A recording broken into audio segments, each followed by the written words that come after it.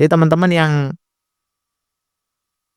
bicara masalah SIMTUN itu di sini ya. Nah, ini kemarin kan ada yang rame masalah energi. Halo semuanya, selamat datang kembali di channelku. Nah, kawan-kawan, ketemu lagi ya dengan saya Mas Irul. Nah, di kesempatan ini saya akan coba berbagi sedikit informasi terkait ya prosedur dalam proses penyaluran tunjangan profesi guru. Nah, kemarin tuh ada beberapa teman yang tanya ya, kan coba dong bahas kira-kira itu alur dari proses penyaluran TPG itu kurang lebih kayak gimana, biar kami itu paham ya alurnya. Nah, makanya coba tak bahas pada video ini kawan-kawan. Nah, sobat, sebelum lanjut, alangkah baiknya kalau bantu support channel kami dengan klik tombol subscribe-nya ya.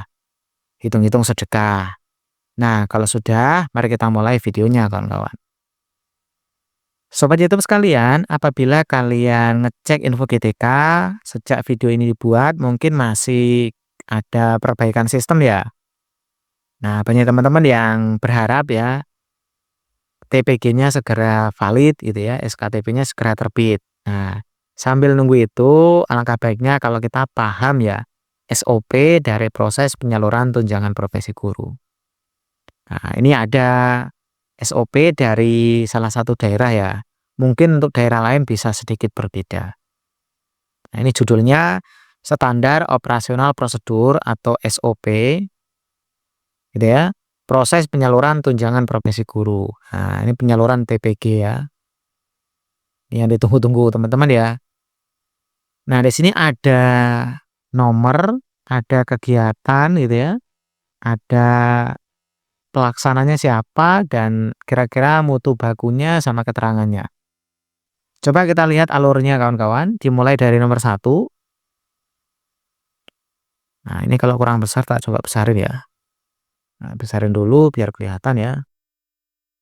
Oke ya, ini dimulai dari guru PNS daerah didampingi operator sekolah menginput dan atau memperbarui data guru dengan benar melalui aplikasi Dapodik.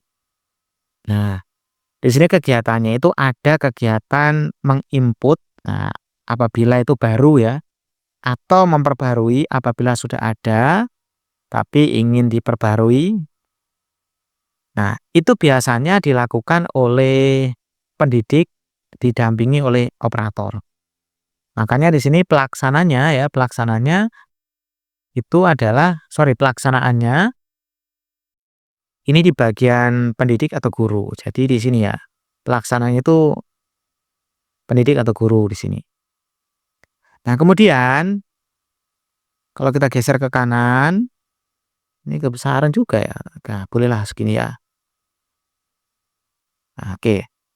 Nah, di sini perlengkapannya itu apa yang dibutuhin? Nah, ya tentu saja usulan data sesuai pembaruan melalui aplikasi Dapodik. Jadi kalau memang baru ya berarti data baru, kalau seandainya dia mau pembaruan ya berarti ada data yang dijadikan rujukan. Outputnya itu tersedianya data hasil pembaruan aplikasi Dapodik. Jadi ada data yang sudah diperbarui di aplikasi Dapodik. Nah, keterangannya tergantung guru dan operator yang input gitu ya. Oke, berikutnya nanti kalau seandainya guru udah didampingi operator nginput gitu ya, walaupun kenyataannya mungkin ya operator yang input terus gurunya dampingi gitu ya. Kita lanjut nomor 2, nanti operator sekolah melakukan sinkronisasi data pada aplikasi Dapodik yang telah dinyatakan kebenarannya. Jadi kalau data yang diedit tadi kan kalau belum disinkron tuh masih di servernya sekolah, di komputernya yang dipegang operator, belum masuk ke server Dapodik pusat gitu. Nah, nanti setelah itu operator melakukan tindakan berupa sinkronisasi data. Di sinkronisasi ya yang tadi itu disinkron gitu ya.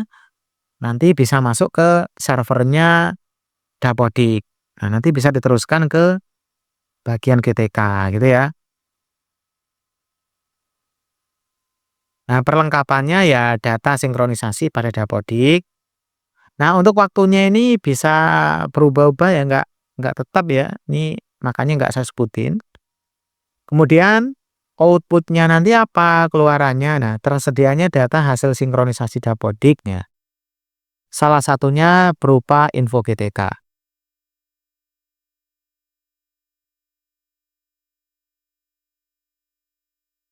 Jadi nanti outputnya itu tersedianya data hasil sinkronisasi dapodik yang salah satunya itu info GTK. Nah, keterangannya tergantung sinkronisasi antara sekolah dengan Dirjen GTK. Oke, yang berikutnya ya, berikutnya yang nomor 3. Operator sekolah membuat pertanggungjawaban mutlak atau SPTJM. Nah, ini dilakukan operator di sini ya. Perlengkapannya itu lembar info GTK.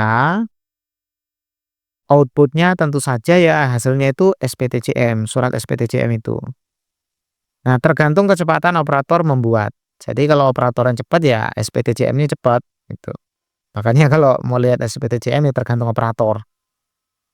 Kemudian habis itu kepala sekolah menandatangani surat pertanggungjawaban mutlak atau SPTJM dan mengirimkan ke operator dinas. Nah, tadi kan operator sudah buat ya SPTJM nih. Hasilnya itu dikasih ke kepala sekolah, nanti pihak kepala sekolah itu tadi menandatanganinya.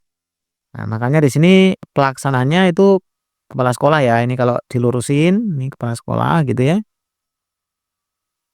Nah, yang ditandatangani ya tentu saja surat SPTJM, outputnya ya SPTJM yang sudah ditandatangani. Nanti diteruskan atau dikirimkan ke operator dinas. Nah, ini ya. Nah, cepat enggaknya ya tergantung kepala sekolah dalam menandatanganinya. Oke, berikutnya. Yang nomor 5, operator dinas pendidikan sesuai dengan kewenangannya melakukan verifikasi dan validasi. Jadi nanti diverifikasi dulu dan divalidasi ya. Data SPTJM dan lembar info GTK pada bulan Maret untuk penerbitan SKTP semester 1 dan bulan September untuk penerbitan SKTP semester 2. Ini berdasarkan pengalaman atau riwayat yang tahun-tahun sebelumnya. Untuk tahun ini belum tentu sama ya. Kalau sama ya mantap gitu. Kalau nggak seandainya beda pun ya mohon dimaklumi karena ini bisa saja berbeda setiap tahunnya. Tapi kalau seandainya sama ya nggak apa-apa ya. Nah, ini operator dinas ya yang handle. Jadi dilakukan verifikasi dan validasi SPTJM tadi dan lembar info GTK-nya. Tujuannya ya untuk menerbitkan namanya SKTP. Jadi SKTP itu nanti dari situ kawan-kawan. Dicek dulu, nggak semena-mena langsung ada ya. Nah, berarti perlengkapannya ya data SKTP, outputnya nanti ya ini data SKTP ini. Yang udah ada gitu ya. Oke, kita coba geser ke atas. Mudah-mudahan masih kelihatan ya. Langkah berikutnya, karena SKTP-nya sudah ada tuh tadi ya. Operator dinas pendidikan sesuai dengan kewenangannya mengusulkan data guru yang berhak mendapatkan tunjangan, maksudnya tunjangan sertifikasi ya, melalui yang namanya SIMTUN atau Sistem Informasi Manajemen Tunjangan. Nah, jadi teman-teman yang bicara masalah SIMTUN itu di sini ya. Nah, ini kemarin kan ada yang rame masalah energi, ada yang miliknya kolomnya itu miliknya SIMTUN, terus ada miliknya KSG. Nah, ini ya. Jadi untuk sampai ke SIMTUN ini ada beberapa tahapan kawan-kawan. Makanya perlu dipahami alurnya ya. Nah, nanti ini masih di Dinas Pendidikan ya pelaksananya. Nah, oke. Ini nanti akan masuk ke namanya Dirjen GTK. Di sini ini lurusnya kan Dirjen GTK ya. Nah, di sini. Nah, perlengkapannya apa? Yaitu berupa data usulan SKTP. Nanti kalau seandainya udah diserahin tuh kepada ini bagian Sistem Informasi Manajemen Tunjangan atau SIMTUN ya, tentunya outputnya berupa tersedianya data usulan pada aplikasi SIMTUN. Nah, itu ya. Oke, kemudian Berikutnya, Kementerian melalui Direktorat Jenderal GTK menerbitkan SKTP berdasarkan usulan dari Dinas Pendidikan. Jadi, nanti kan dinas tadi kan ngusulin ya, nah lewat aplikasi Simtun tuh. Nah, nanti di bagian GTK tuh bisa menerbitkan yang namanya SKTP. Makanya ini pelaksananya bagian pusat ya, bagian GTK. Nah, perlengkapannya apa atau apa yang dibutuhkan ya berarti data yang sudah di-input pada aplikasi Simtun. Jadi dipastikan datanya kalian itu diinputkan pada Simtun. Nah, nanti hasil akhirnya ya tersedianya SKTP. Keterangannya, proses penerbitan SKTP dilakukan oleh Dirjen GTK Kemdikbud. Nah, diterbitkannya secara bertahap.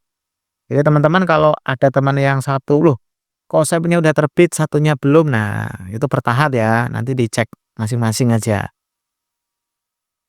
Kemudian setelah itu ya misalkan sudah diterbitkan tuh SKTP-nya. Nah, Dinas Pendidikan sesuai dengan kewenangannya melalui aplikasi Simtun mengunduh tuh SKTP-nya.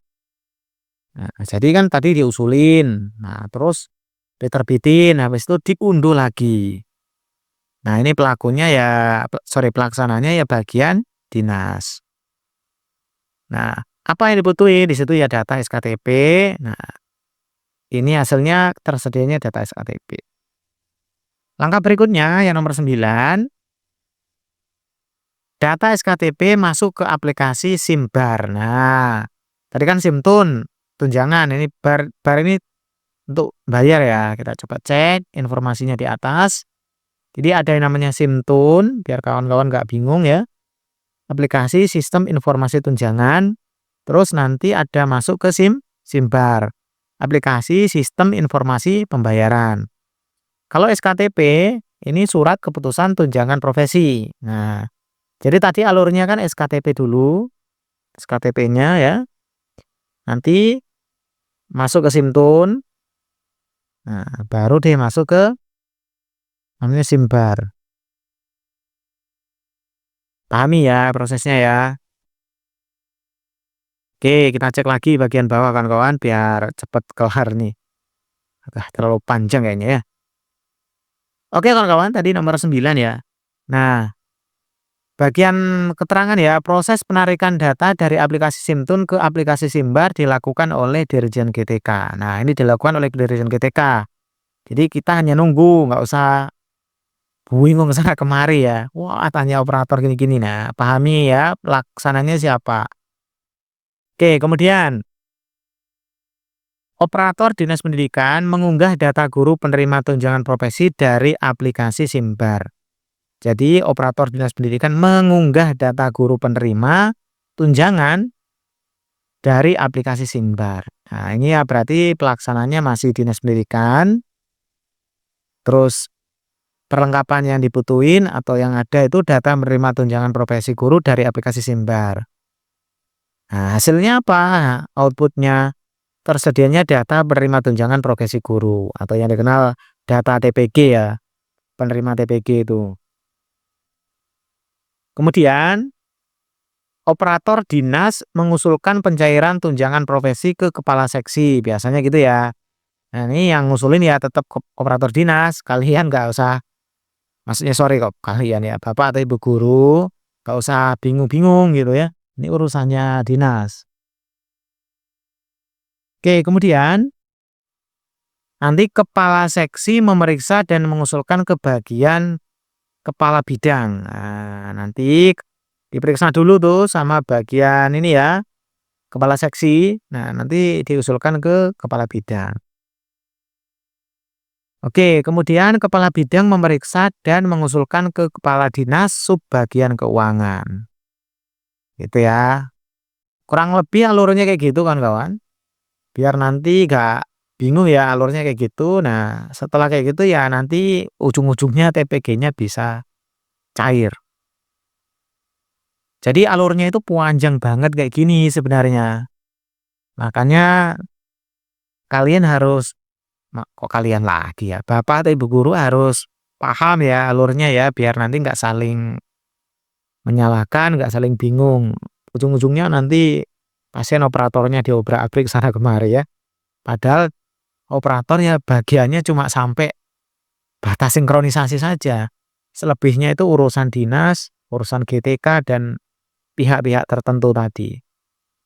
Oke kawan-kawan, jadi itu penyampaian terkait alur atau ini ya SOP proses penyaluran TPG. Kurang lebih itu kayak gitu yang lalu-lalu ya. Kalau nanti ada perubahan ya mohon dimaklumi. Oh ya, sekali lagi ini hanya penyampaian yang cukup sederhana dan saya sendiri masih kurang terlalu paham terkait hal ini. Jadi kalau ada yang keliru mohon dimaklumi. Nanti kalau memang ada yang lebih paham tolong tulis di kolom komentar agar bisa dibaca teman-teman yang lain dan lebih dapat informasi ya. Oke, demikian aja. Makasih banyak. Sampai jumpa pada video kami berikutnya.